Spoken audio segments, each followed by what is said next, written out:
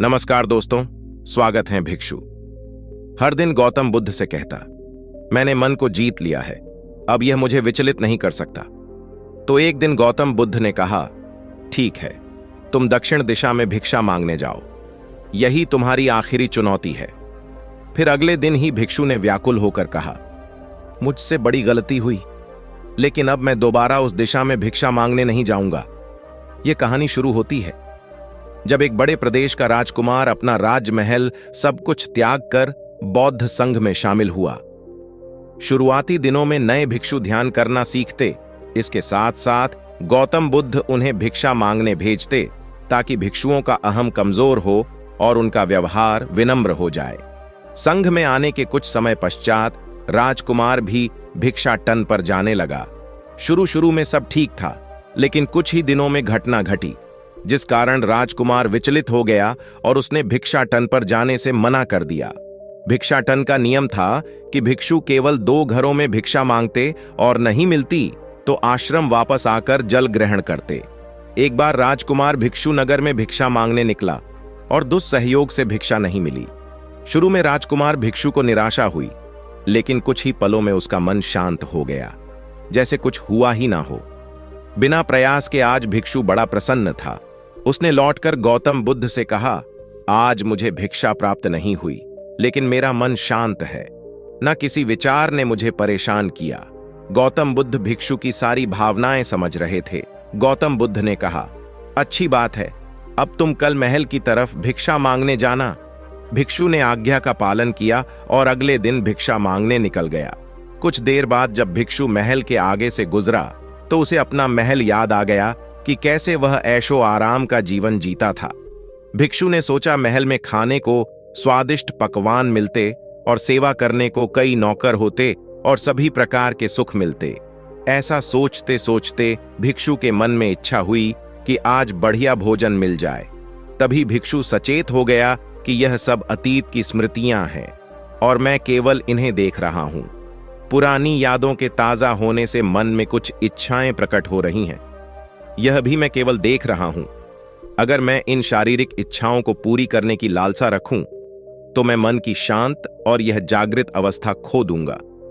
भिक्षु ने महसूस किया कि जब जब हम स्वयं को 2 कदम आगे ले जाते हैं, चेतना का स्तर ऊपर उठता है।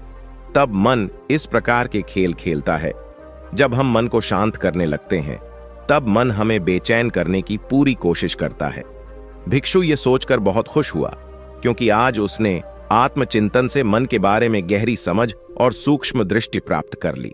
भिक्षु ने आश्रम आकर गौतम बुद्ध को सारी बात बताई और कहा, गौतम बुद्ध, आज मुझे आपकी कृपा से सूक्ष्म दृष्टि प्राप्त हुई। मन हमें बार बार इच्छाओं में उलझाना चाहता है। महल को देखकर मुझे भी पुराने सुखों का स्मरण हो गया, लेकिन आज भी विचार मुझे छू नहीं पाए। गौतम बुद्ध ने कहा, अच्छी बात है, कल नगर की दक्षिण दिशा में जाना, वहां एक हवेली है, वहां मन और विचारों पर उपदेश देकर आना।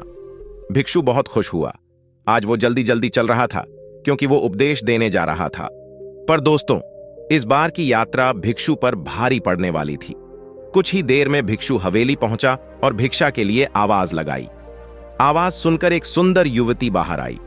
भिक्षु ने सोचा कि इस युवती की सुंदरता को देखकर मेरे मन में कोई विचार नहीं आना चाहिए, क्योंकि मेरा यहां आने का प्रयोजन तो इसको उपदेश देना है।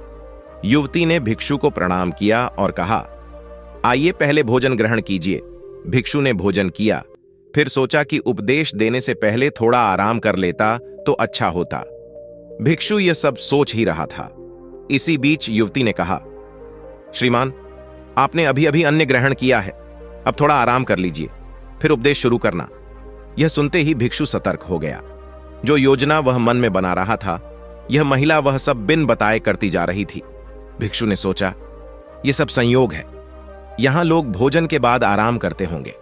फिर भिक्षु आराम करने लेट गया और विचार करने लगा कि महिला कितनी समझदार है और इसकी सुंदरता बेजोड़ है। अगर मैं राजकुमार होता तो ऐसी ही स्त्री के साथ विवाह करता। भिक्षु के मन में ऐसे ही कुछ विचार चल रहे थे। इतने में युवती फिर से आई और बोली, अगर आप राजकुमार होते तो मुझे उपदेश कैसे देते? भिक्षु जी, आप तो मुझे उपदेश देने आए थे ना। युवती का इतना कहते ही भिक्षु को स्पष्ट हो गया कि युवती तो मन पढ़ सकती है। भिक्षु घबरा गया और हाथ जोड़कर पूछा, क्या आप मेरा मन पढ़ सकती हैं? युवती ने कहा, क्षमा कीजिए, ध्यान करते करते मेरा मन शांत हो गया है, इसलिए बड़ी आसानी से मुझे दूसरों के विचार अपने आप महसूस हो जाते हैं, उनकी भावनाएं समझ आ जाती हैं। जब भिक्षु ने सुना तो उसके पैरों तले जमीन सरक गई। फिर बिना कुछ बोले भिक्षु तत्काल आश्रम की ओर चल पड़ा। रास्ते में चलते हुए भिक्षु का दिमाग फटा जा रहा था, उसकी बेचैनी बढ़ गई थी। भिक्षु खुद को कोसने लगा कि मेरे मन में युवती के लिए ऐसे विचार क्यों आ रहे थे, उसने मेरे बारे में क्या सोचा होगा। अगर यह बात लोगों को पता चलेगी तो लोग भिक्षुओं और संघ के बारे में क्या सोचेंगे। आज भिक्षु बहुत लज्जत महसूस कर रहा था और वह थोड़ी ही देर में आश्रम पहुंच गया। जब भिक्षु गौतम बुद्ध के सामने पहुंचा तो गौतम बुद्ध ने देखा कि उसके चेहरे की रौनक जा चुकी है, दोनों कंधे झुके हुए थे। भिक्षु ने बुद्ध से कहा, अब मैं कभी भिक्षा के लिए नहीं जाऊंगा। गौतम बुद्ध ने कहा, पहले आराम से बैठो, फिर मुझे बताओ कि तुम्हारी चाल में इतनी थकान क्यों है। आज तुम्हारे चेहरे पर तेज की जगह ग्लानि की भावना क्यों है। भिक्षु ने सारी बात बताई और कहा, मैं सब कुछ जानते हुए भी महिला की सुंदरता के बारे में और अन्य चीजों के बारे में सोच रहा था। मैं मन से पूरी तरह हार गया। अब मैं कभी उस दिशा में नहीं जा पाऊंगा। मैंने बौद्ध संघ का भारी अपमान किया है। गौतम बुद्ध ने कहा, सबसे पहली बात, परेशानी को बढ़ा चढ़ाकर मत सोचो। अगर कुछ बुरा हो जाए तो एकदम से यह मत सोचो कि सब खत्म हो गया। बिना सोचे निष्कर्ष पर मत जाओ। दूसरी बात, ध्यान दो कि कहीं तुम नकारात्मक विचारों के साथ अतिशयोक्ति करने वाले शब्दों का प्रयोग तो नहीं कर रहे। जैसे मैं हमेशा हारता हूं, जीवन में कुछ नहीं बचा। मैं मन से पूरी तरह हार गया। मेरे साथ कोई नहीं है, क्योंकि ऐसा करने से मन अति भावुक और विचलित हो जाता है और नकारात्मक विचारों के चक्र में फंसा रहता है। गौतम बुद्ध के शब्दों से राजकुमार भिक्षु के मन को सांत्वना मिली। भिक्षु ने पूछा, अगर मैंने अपने मन को जीत लिया था तो फिर मन ने मुझे परेशान क्यों किया? गौतम बुद्ध ने कहा, सबसे पहले यह समझो कि विचार पैदा कैसे होते हैं। पहले बाहर कुछ हुआ, फिर उस घटना के प्रति अंतर्मन ने प्रतिक्रिया की। इस कारण शरीर में भावना या सनसनी पैदा हुई। फिर इस सेंसेशन या फीलिंग के प्रति तुम्हारे सचेत मन ने यानी कॉन्शियस माइंड ने प्रतिक्रिया की। इस आखिरी स्टेप को हम विचार कहते हैं। भिक्षु ने पूछा, हमको परेशान करने की विचारों में इतनी शक्ति आती कहां से है? गौतम बुद्ध कहते हैं कि हम खुद विचारों को यह शक्ति प्रदान करते हैं। जब आप जजमेंट और सही गलत के टैग लगाकर विचारों को देखते हो तो उनके प्रति रिएक्ट करने लगते हो। एक विचार के साथ अन्य विचार भी सोचने लगते हो। जब तक आप खुद को जज करोगे तब तक मन आपको नीचा दिखाकर हावी होता रहेगा। भिक्षु ने पूछा, फिर मन शांत कैसे होगा? गौतम बुद्ध ने कहा, अगर विचार है तो शरीर में भावना भी महसूस हो रही है, क्योंकि हर विचार भावना के साथ प्रकट होता है। अगर आप अश्लील विचार महसूस कर रहे हो तो इसका मतलब है कि शरीर में एक भावना यानी सेंसेशंस भी महसूस हो रहे हैं, और फिर आप उसके बारे में सोच रहे हो या रिएक्ट कर रहे हो। और इसी बात में मन को शांत करने का तरीका छपा है। हर विचार को देखना कठिन है क्योंकि विचारों का वेग तेज है, लेकिन शरीर में महसूस हो रही भावना यानी सेंसेशंस को देखना आसान है क्योंकि यह देर तक बनी रहती है। अगर इन्हें बिना जजमेंट के सही गलत का मतलब लगाए सिर्फ देखा जाए तो यह गायब भी हो जाती है। तब मन के पीछे जो शांति है वो प्रकट होती है और उस शांति में एहसास होता है कि मन हमारा कुछ नहीं बिगाड़ सकता। हमारा अंतर्मन कैसे ठीक होता है? नॉन जजमेंट से अगर हम किसी भी इंसान या घटना या फिर अपने मन को बिना जजमेंट के देखते हैं तो मन के साथ साथ अंतर्मन अपने आप स्वस्थ और शांत होने लगता है। अगर तुमने मात्र यह देखा होता कि इस औरत के प्रति विचार केवल मेरे अंतर्मन के रिएक्शन के कारण है और यह मैं केवल देख रहा हूं, मन में बहुत कुछ चल रहा है, लेकिन मैं सांस के प्रति सचेत हूं, मैं शरीर में होने वाली प्रतिक्रिया को देख रहा हूं, तब भी तुम सचेत होकर दृष्टा भाव में लौट आते। मन के पीछे जो शांति है वह हमारी सबसे बड़ी ताकत है।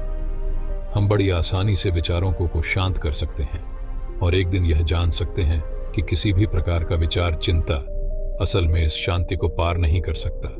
हम हमेशा विचारों से अछूते हैं। गौतम बुद्ध कहते हैं, तुम याद रखो, विचार तुमसे हैं, तुम विचारों से नहीं। तुम हमेशा ही अपने विचारों से शक्तिशाली हो। अपने डरों और चिंताओं से शक्तिशाली हो।